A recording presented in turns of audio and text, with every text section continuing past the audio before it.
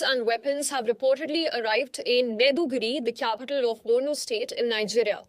Now, according to a New York Times report, the first plane arrived on Thursday night last week. Also, according to New York Times, a U.S. Defense Department official told the newspaper that these first arrivals mark the start of C-17 cargo planes heading to 3 different sites across Nigeria.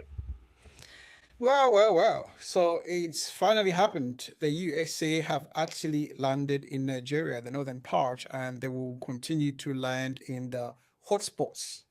We know this conflict has been going on for a long, long time, and there are so many controversies about this conflict. Some saying it's a religious war, and some people absolutely saying no, it's not.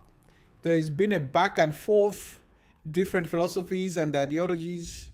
And I know Africans do not like the states coming into Africa for any reasons. Most Africans don't. And they say, well, maybe they want resources, they want this, they want that. But there is so much out there, especially these days, of information overload. And everyone has got a say in everything. So it's easy for me to sit behind a keyboard these days, or Facebook or whatever social media, and say, well, this is not right, this is ABCD. But I have chosen to take a position whereby you're thinking of the people who are the victims. What are they thinking? How do they feel?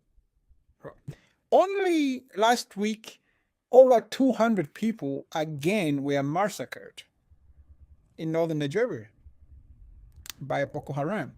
You can't deny those facts. And this has been happening over and over again. The Nigerian army, they have absolutely and utterly failed to secure the security of northern Nigeria. And the Boko Haram have been running wild there, free for all. So you leave your keyboard and tell those people who are the victims that we don't agree with the US ideology or whatever reason you have, and tell them, well, we'll just leave you to your own devices, we'll continue fighting online. No. They will say, look, we don't care who's coming for us to protect us at this point in time. We need somebody to save us. And whether it's the UK, USA, Russia, or whatever, they wouldn't care. As long as someone comes in and saves them from the terrorists that have wreaked havoc, that have killed their families, that have changed their way of life. Report suggests that more aircraft transporting personnel as well as equipment are scheduled to arrive, with additional flights that are planned over the coming weeks. The spokesperson for Nigeria's defense headquarters said that the US troops would not engage in combat operations. Well, there is no way that the troops are not going to engage. That's not a thing. I don't think so. There's no reason why you're sending troops in a hot sun and don't expect them to engage. Yeah. I don't normally buy that. I don't buy that. They're going to fight. That's it. And also there is cooperation from the Nigerian government.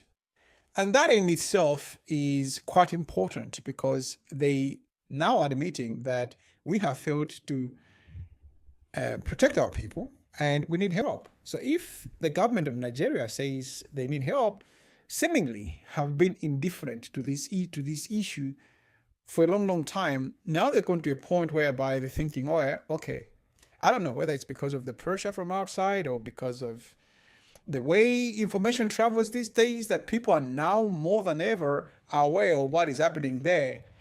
They're under pressure to accept help because they have utterly failed. And that the joint mission will extend across several unstable areas too.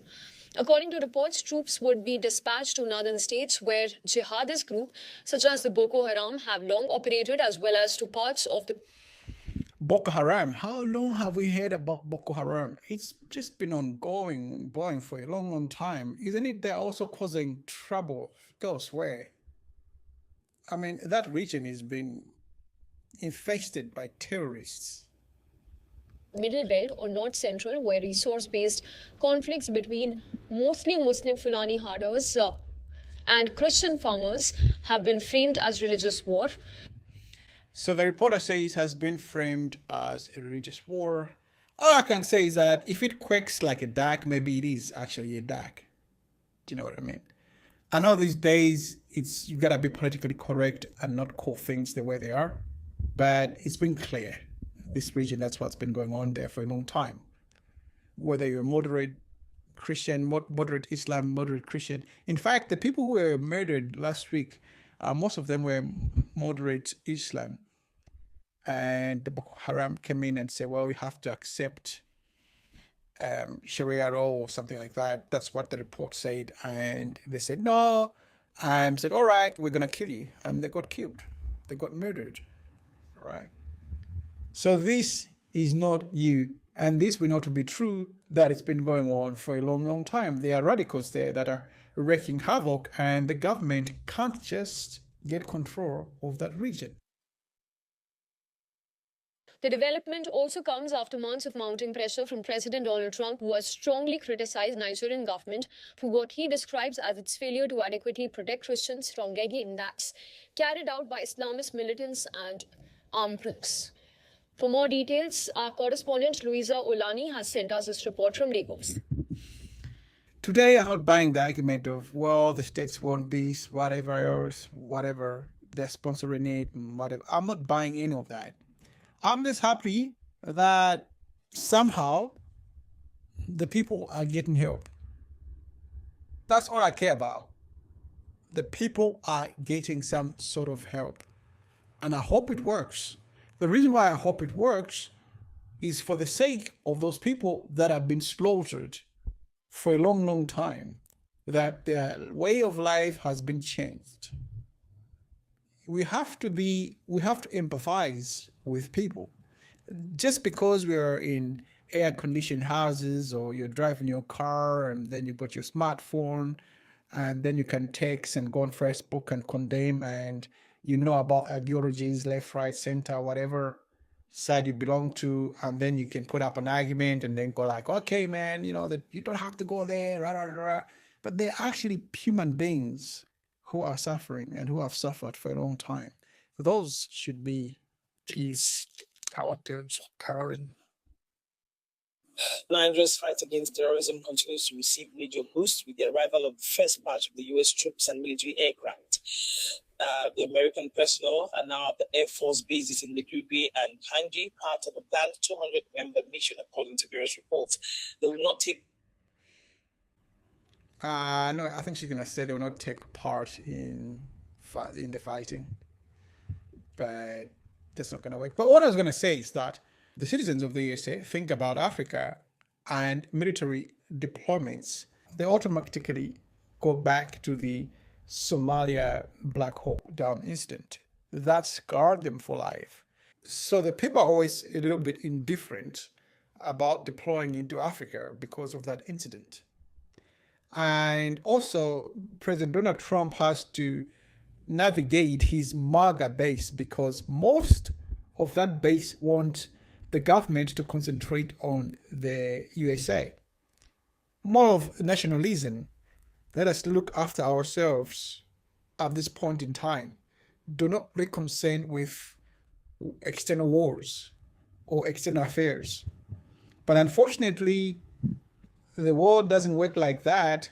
I do not believe that there has been a government in the USA that hasn't been fighting, or that hasn't been involved in some sort of conflict somewhere in the world, whether they're Democrats, whether they're Republicans. The USA, whether it's good or it's bad, they're always fighting. Now, they snatched Maduro. They are possibly going to fight in Iran, and now they're going to fight in Nigeria. It's almost inevitable, I would say so. Barack Obama had his many wars as well. George Bush, the same. Even Biden had his own wars. There's always some sort of war overseas for presidents of the United States, at least in recent years.